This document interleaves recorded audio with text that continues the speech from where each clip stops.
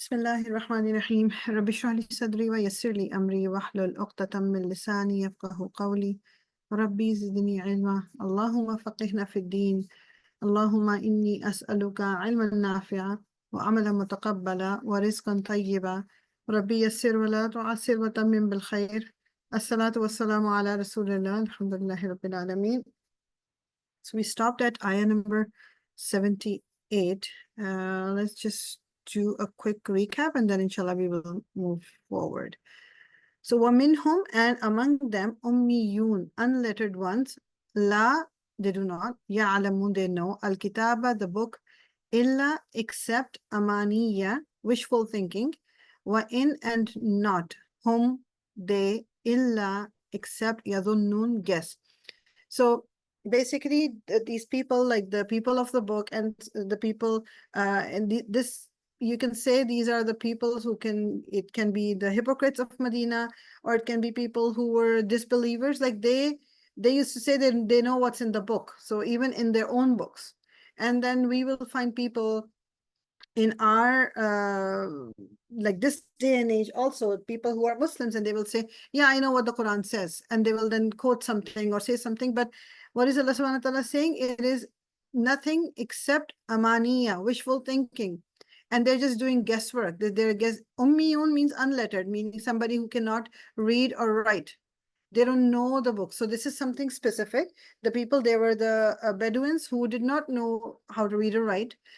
So they will just follow whatever they were told, and they will think that this is in the book and that is in the book. And even now, we sometimes will come across people who will say that, I know that the Quran says this, or the Quran doesn't say this, but then it will not be from the Quran. It's just that they're wishful thinking. Yazunnun, their guesswork. And always remember, attributing something to the Quran while it's not there, it is a major, major sin, a major sin. It's not something really like something small. So whenever somebody quotes Quran to you, before replying or before forwarding it, make sure you check that it is from the Quran. And the same is the case with hadith. And something that Rasulullah SAW did not say, and we say, okay, this is from the hadith and this is from the sunnah, and we just quote it so easily. This is not something that is allowed in our deen. This is something, basically you're fabricating, you're attributing a lie to somebody. How would you feel that like if somebody does that to you?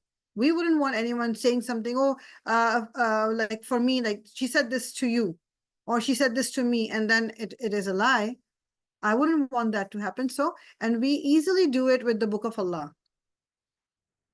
فَوَيْلٌ, so woe لِلَّذِينَ, to those who yaktubuna, who write al-kitaba, the book, بِأَيْدِيهِمْ, with their own hands. ثُمَّ, then, يَقُولُونَ, they say, هَذَا, this is, min عِنْدِ, is from Allah. لِيَشْتَرُوا, so to barter or to buy or sell, bihi, with it, thamanan, a price, qalilan, little. فَوَيْلٌ, so woe, lahum, to them, mimma, for what katabat, have written, aydihim, their hands, وَوَيْلٌ, and woe, lahum, to them, mimma, for what yaksibun, they earn. These are strong words. For well, the word well is like woe, like in English they've translated like it's somebody who is just like hopeless, who has no hope for anything better. So Allah subhanahu wa ta'ala is saying that woe to those people who write the book themselves. So the Jews, what they used to do, the Torah, their rabbis will switch and change the stuff in the book, and they will not allow anyone else to read it. They will say, no, only the rabbis can read, and they will tell you what the book says. And they themselves will say, okay, this is what the book says, and this is what the book says, although it did not say it in the book, in Torah. They were just making it up. And Allah subhanahu wa ta'ala is saying, لِيَشْتَرُوا بِهِ ثَمَنًا قَلِيلًا. They wanted the benefit, like a small benefit. They were doing such a big thing, attributing something to Allah subhanahu wa ta'ala which was not true, just for the sake of getting some benefit. And what was the benefit? They used to say things that people will like. So people will be happy with them, and they will continue to be the religious leaders. And Allah subhanahu wa ta'ala is saying, فَوَيْلٌ لَهُم مِّمَّا كَتَبَتْ أَيْدِيهِمْ. So woe to them, whatever they have written with their own hands. And it feels that, okay, they used to do this, the Jews used to do this. We have people in our community, in the Muslim world as well, people, religious leaders who do the same thing. They're not like sitting and writing it. They will translate the ayahs of the Quran differently. They will quote different, like wrong hadith, or they will, you can say something that is not in where it is, like they will remove things from its actual place. And some people who have no idea what the Quran says, who have never read the Quran, and they will just listen to those religious leaders, and they will say, okay, this is what the Quran says. Somebody told me they went to a village once in Pakistan, and there they had a small mosque, and people, like there was a lock on the door of the mosque. It was closed. The door was closed. It was locked. And people will just go in front of the door, say like salam, raising their hands, and then just move away. That was their namaz. That's what they did for in the mosque, because that's what they were told. I know somebody who said that, okay, my mom has been, yeah, this applies to different sects. It applies to everyone, whoever falls into this category. Yeah. So, and then somebody told me that their mom was told by their religious leader, you don't have to pray salah, I am praying for you. So, and this is something that I'm telling you, it is like, it's actual facts that I'm telling you, that the actual people have seen, and what things that, then there are like, there's so many things. And we think that this used to happen in the old days, when in the time of Rasulullah Sallallahu Alaihi Wasallam. No, it happens now too. And Allah subhanahu wa ta'ala is saying, using this word again 3 times in this ayah, fawail and then wail, and like they, number 3. So they're writing the book themselves. And Allah subhanahu wa ta'ala is saying, whatever they're earning by writing the book themselves, well, they're just done. They're gone. They are like, they will not be successful here in this dunya or the akhirah. Sometimes we will say things, even like Quranic teachers, they will, in masjids, sometimes the board of directors will tell the imam, okay, next khutbah that you give, please don't mention this, don't do the tafsir like this, don't mention, because people will not like it, and the imam, they have to do that then. So isn't that what this Quran is saying, that they change? We have to quote the fact, what the Quran says, whether somebody likes it or not. Yes, one thing, the Quran teaches us hikmah. Hikmah means you have to choose the right time. You have to choose the right words, the audience. You have to talk. You won't talk the same way with 8 years old or 10 years old kids than that the way you will talk to somebody in their 40s or 50s. So we have to be really careful how we convey the message, but we have to say what the Quran says. وَقَالُوا, and they say, and this is again the people of the book, Jews and the Christians. وَقَالُوا, and they say, lan, never, tamassana, will touch us, annar, the fire. Illa, except ayyaman, for days, ma'duda, numbered. So what they used to say, first of all, we will not be touched by fire, we will not be put in fire, and even if we did, it will be only for a few days. So this type of ma'duda, adad, from the word adad means numbers. When you see this round ta in the end, that means that days 10 and under. So 10 and under. And there's another way of writing this word with an open ta, the regular ta with 2 dots, that means more than 10. So they used to say, okay, we will only be touched by fire for a few days, even if we did. Qul, say, have you taken, indallahi, from Allah, ahdan, a covenant, a promise, fa, lan, so never, yukhlifa, will break Allahu, Allah, ahdahu, his covenant. Like, this is sarcasm. So sarcasm, like basically that's what I'm saying. Have you taken a promise from Allah and he's not going to break that promise by not putting you in fire? Or taquluna, you all say, alallahi, upon Allah or against Allah, ma, what, la, not ta'lamun, you know. So have you taken a promise from Allah that he's not going to put you in fire? Or you're saying something that Allah subhanahu wa ta'ala didn't say? meaning again, you're fabricating something. And this is an example of the people of the book, like the Jews and the Christians, but this happens to us in this day and age also. So people will talk, like people will make jokes. People will make okay, yeah, I won't go to hellfire, even if we did. Then for a few days, I will face the fire. That's okay. It won't, like we make jokes about it. And this is not something to be joking about. May Allah protect all of us. So what is Allah saying? Am taquluna ala Allahi ma la ta'lamun? Are you saying against Allah what you don't know? Are you just making up that Allah said this or Allah did that? Bala, yes, man, whoever, kasaba, earned, sayyi'atan, evil, wa, and ahatat, surrounded him, bihi, with it, khati'atuhu, his sins. So somebody who commits evil, and then like so much so that his sins are just surrounding him, like he sins day in day out, like there's no retribution, there's no he doesn't feel bad about it, he or she continues to commit sins. فَأُولَٰئِكَ, so those are ashabun nar, are the companions of the fire.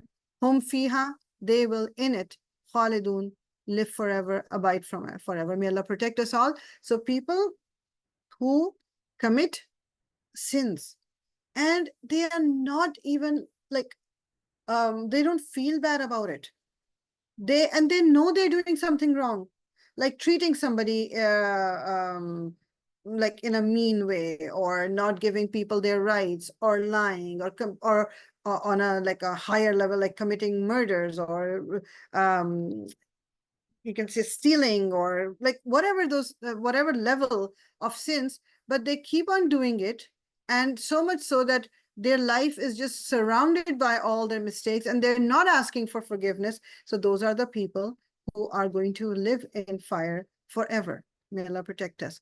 What now? The other side, وَالَّذِينَ, and those who amanu, who believed. First step, وَعَمِلُوا الصَّالِحَاتِ, and did righteous deed. The way this I'm not going to go into detail, but the way this ayah is written, Amilu Salihan, meaning who do the minimum good deeds. It's not even expected, okay, they do a certain high level of good deeds. No, this means the way it's written, Amilu Salihan, they do some good deeds. First step was believing in Allah, believing in the day of judgment, believing in the Prophet, believing in Akhirah, all the pillars of Iman. And then they do some good deeds. Ulaika, those are ashabul jannah. Those are the companions of paradise. They are the companions of Jannah, whom they are fiha, in it, khalidun, will abide forever. May Allah make us all among those people. So you see, sometimes maybe people, or when we're listening to somebody, and it is made to look so hard to get to Jannah. Of course, Jannah is not going to be given to us easily. If we look at the seerah of the Prophet ﷺ, the history, people went through so much torture. They lost their lives. They like, it was so hard for them, and then they were told that they will be given Jannah. So me and you, we are just going to sit in our homes in a comfortable way, and then just read a few salah here and there, or open the Quran a few times, or give charity a few times, and we feel that we are going to go to Jannah. It is a constant struggle. It has to be a constant effort. And then we believe in the mercy of Allah subhanahu wa ta'ala, that yes, He is going to grant us Jannatul Firdaus, inshallah ta'ala. What is required, and again, believe is the first step. Sometimes people will say, okay, you see those non-Muslims, they do so many good deeds, and what is going to happen to them? So first of all, I cannot give any fatwa on them, or I cannot say what's going to happen to them. What I can say is that for any good deed to be accepted for the akhirah, the first step is having a belief in Allah and the Day of Judgment and the Prophet, all those six things that we need to believe in. Then those good deeds will matter. Otherwise, those good deeds, they get their reward in this dunya. There's nothing in the akhirah for them. وَإِذْ, and when, أَخَذْنَا, we took, mithaqa, a covenant, Bani Israel, from the children of Israel. La, not ta'buduna, you will worship, illa, except Allah. So these are the promises that Allah took from Bani Israel, children of Israel. These are the children of Yaqub alayhi salam. He had 12 sons, including Yusuf alayhi salam. So this Bani Israel, the Jews, are from those 12 children, 12 boys. So what is the first thing? That you will not worship anyone except Allah. That was the first thing. Wabil walidaini, and with the parents, ihsana, be good. You see, and this is in so many places, Allah subhanahu wa ta'ala has mentioned his name, do not do shirk with Allah, and then he mentioned the parents. That's how important parents are in Islam. You will not see, like in the Quran, where parents are told that treat your kids with ihsan, treat your kids like this way. Kids are told to treat their parents with goodness. Ihsan is the excellent level of goodness, the highest level of goodness. Wa and dhil qurba, and the relatives, or you have to show ihsan, or you have to treat them well too, the close relatives. Wal yatama, and the orphans. Wal masakini, and the needy. Wa qulu, and speak linnas, to the people, husna, good. Like this is something that the promise was taken from them. You are not going to worship other than Allah. You are going to do good with your parents. You have to treat them with goodness, and your relatives, and the orphans, and the people who are needy. Masakin, a miskin is somebody who, like, they not necessarily ask for help, but they are really needy, and you can see and you know that they are trying to make ends meet, but they are not able to. So those are, you have to look after them and talk to people in a good way. And this is something so important. Sometimes our tone is so harsh with people. Sometimes we will like make other person like feel like as if they're nobody, and maybe we are going through something, maybe we're angry with somebody, but whatever it is. And always remember to have a smile while talking to people, and always we need to show them that if they are talking to you, that you are listening. And whenever you talk, whenever I talk, whenever we talk, we have to make sure we choose our words really wisely. Wa aqimu, and then comes, you see, after all of this, then comes wa aqimu salah, and establish the prayer. Wa atu, and give us zakah, and give the zakah. Thumma, then tawallaytum, you turned away. Illa, except qalilan, a few, minkum, a few. Wa antum, and you were mu'ridun, you were refusing. So Allah subhanahu wa ta'ala is saying to the Bani Israel, remember when we took the covenant from you, the promise from you, that you're not going to worship anybody other than Allah. You're going to be good to your parents and to your relatives and to the orphans and to the needy, and you will talk to the people in a nice way, and then establish the salah and give the zakah, and then you turned away. Then you turned away. And you were like refusing, meaning, so like if you look at your lives and I look at my life, and then we see that sometimes, let's say somebody who doesn't pray the 5 daily prayers. Okay, you're not saying that, okay, I don't believe in Allah, or I don't believe in the Akhirah, or whatever, but your actions are showing that you're refusing to believe what the Quran says. Somebody who purposely doesn't pray, there are narrations in which the ulama and the scholars have interpreted to mean that somebody who knowingly doesn't pray, they leave the fold of Islam. They have to ask for forgiveness, and they have to recite the kalama again, and they have to convert again. That's what some of the scholars say. And you will see, even in your family, in your friends, there's so many people who don't pray. Then there are some people who pray only on Fridays. And there are some people who pray only in Ramadan. Or some people who, so Allah subhanahu wa ta'ala did mention Salah and Zakah later in this ayah, but it is still mentioned. And this was a promise that was, that is being reminded to the Bani Israel. What is, and when akhadna, we took mithaqakum, your covenant, or a promise from you. La, not tasfikuna, do not shed dima'akum, your blood. I'll explain it later. Wala, and not tukhrijuna, and will evict anfusakum, yourselves. Min se diyarikum, from your homes. Thumma, then, aqrartum, you ratified or you said yes or you accepted, wa antum, while you tashhadun, you were witnessing. So Allah subhanahu wa ta'ala now again reminding them that I told you, do not shed blood, meaning among yourselves. Don't kill each other. Don't force people to leave their homes just because one group, because these were 12 tribes. So the one who had more power, they will drive the other people from their homes. And so Allah subhanahu wa ta'ala saying, this is also a promise that you will not do that. And you are a witness that this was a promise. Then what happened? Thumma, then, antum, you, haulai, are those taqtuluna, who kill anfusakum, yourselves. Just whatever was told not to do, you were doing. You kill yourselves. Yourselves can mean, yourselves means people among you, like your own tribes or people similar to you. وَتُخْرِجُونَ, and you evict fariqan, a party, minkum, of you, min diyarihim, from their homes. Again, the same thing that was told to you not to do, you're doing. So you kill people, which was told, you were told not to do, and you kick people out of their homes. تَظَاهُرُونَ, you support one another, alayhim, against them, bil ithmi, in sin, wal udwani, and transgression, wa in, and if, ya'tukum, they come to you, usara, as captives, tufaduhum, you ransom them, wa huwa, while it was muharramun, it was forbidden, alaykum, to you, ikhrajuhum, their eviction.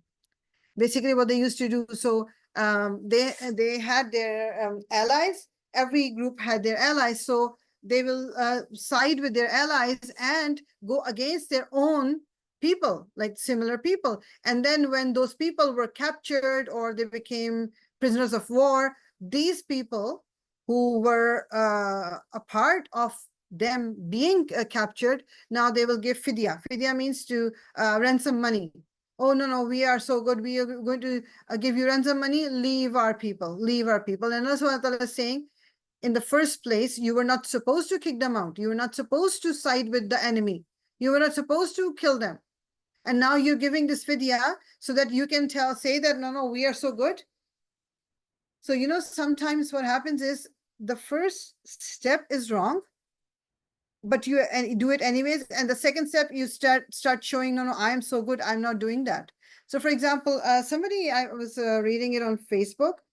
Somebody said, the mosque, our Milton Mosque, ICCM, that last Friday, whoever, if anyone of you have been to the mosque, they have volunteers who direct the traffic on, especially on Fridays, because there are a lot of people. So in the same way, somebody the volunteer was there, and they said that this one lady, nobody knows who she is. This one lady came in her car, and the volunteer told her that there's no more space inside, so you have to go back. And she said, okay, I'm just going to take a U-turn and come back from inside. Like she was entering, and she said, it will be easier. I'm going to make a U-turn. And when then she went in and she did not make a U-turn, she tried to park there, double parking or whatever. And the volunteer again stopped her, and she started bad mouthing him or shouting or angry. And then she just threw the keys at him. Okay, do whatever, I'm going to. And then she went inside the masjid. Now, when I read that, there's so many things that are already wrong. You are going to the house of Allah, and this is what you're doing. You are, the way you're talking, that's one thing. You're going against the law, and you're not listening to the authorities. And there's so many things. So sometimes in order to do one good thing, but the steps that you are taking, they're all wrong. And this happens so many times. And this was one example that was on, like, because I just read it, it was on memory, but there's so many examples. Some people, they're very strong in praying the nawafil, meaning like this is like this is this night, or I'm reading this nafil, or this nafil, or this is the Rabiul Awwal, or this is, but they don't pray 5 times the daily fard prayers. Now, what is going to be the benefit of those voluntary prayers? What about the first? That is like, if you don't, same way, people will keep on doing umrahs, and 1 umrah and 2 umrah, and they can afford to do hajj, but they don't go for hajj. Hajj is fard. Umrah is not fard. Even if somebody does not do umrah his whole life, but they did hajj, they will be okay. So coming back to the ayah, Allah Subhanahu is saying that, like, even kicking them out was haram on you. So do you فَتُؤْمِنُونَ, so do you believe بِبَعْدِ الْكِتَابِ, one part of the book, وَتَكْفُرُونَ, and disbelieve بِبَعْدٍ, in another part, meaning you are believing in some part, yeah, you should be given fidya, you should be nice to them, but what about the other part where it says not to kill them, not to kick them out? Fama, then what? Jaza'u, it should be the recompense. Man, for the one who yaf'alu, who does dhalika, that minkum, among you, illa, except khizyun, disgrace, fi, in al-hayati, the life ad-dunya of this world. So what is the reward going to be for somebody who does this? Wa yawma, and on the day al-qiyamah, on the day of resurrection, yuraduna, they will be sent back, ila, to ashaddi, severe, most severe, al-adab, punishment. Wama, and not Allahu Allah. So Allah is not bighafilin, unaware, amma, of what ta'malun, you do. So Allah subhanahu wa ta'ala is saying that people, like if they are believing in one part and they're not believing in the other part, so whoever does this, what is going to be the result? What is going to be the reward for them? And this is something very important. They will have khizi, they will have disgrace in this worldly life also. It's not that they will live a very happy, very comfortable. No, they are going to face disgrace in this dunya, and on the day of judgment, they will be sent for the severest of punishment, because Allah subhanahu wa ta'ala is not a ghafil of what they're doing. Allah subhanahu wa ta'ala is not ghafil of what they're doing. So I'm going to stop here. Let me just see one thing. Okay, let's do one more and then we're going to stop. Ulaika, those are alladhina, the ones who ishtarawul hayat, they have bought the life of a dunya, of this world, bil akhirah, for the hereafter. Fala, so not, yukhaffafu, will be lightened, anhum, for them, al adabu, the punishment, wala, and not hum, they yunsarun, they will be helped. So these are the people, the one mentioned in the previous ayah, they are the ones who have sold the akhirah for this dunya. They wanted the benefit of this dunya, so they did whatever made them comfortable in this dunya, and without thinking about the akhirah. And Allah subhanahu wa ta'ala is saying in the akhirah, their burden will not be lightened. Their azab is not going to be lightened, and they will not be helped in any way. So you and I, sometimes when we are in a difficult situation, we just have to think, okay, is this more difficult than hellfire, God forbid? Or making Allah subhanahu wa ta'ala angry? And then it will start becoming easier to stay on the straight path. It is not easy. I'm not saying it's easy. It's very hard. But once we start comparing the akhirah with this dunya, and akhirah is forever, it is eternal. Dunya is only like 60, 70, 80, or 100 years. How long? But then it will end. So the next life is forever. So am I ready to face the consequences of whatever I do in this dunya? So may Allah subhanahu wa ta'ala make it easy for us to follow the straight path, and may we not become among those who are mentioned in the last few ayahs. سبحانك اللهم وبحمدك نشهد أن لا إله إلا أنت نستغفرك ونتوب إليك ربنا تقبل منا إنك أنت السميع العليم وتب علينا إنك أنت التواب الرحيم الصلاة والسلام على رسول الله الحمد لله رب العالمين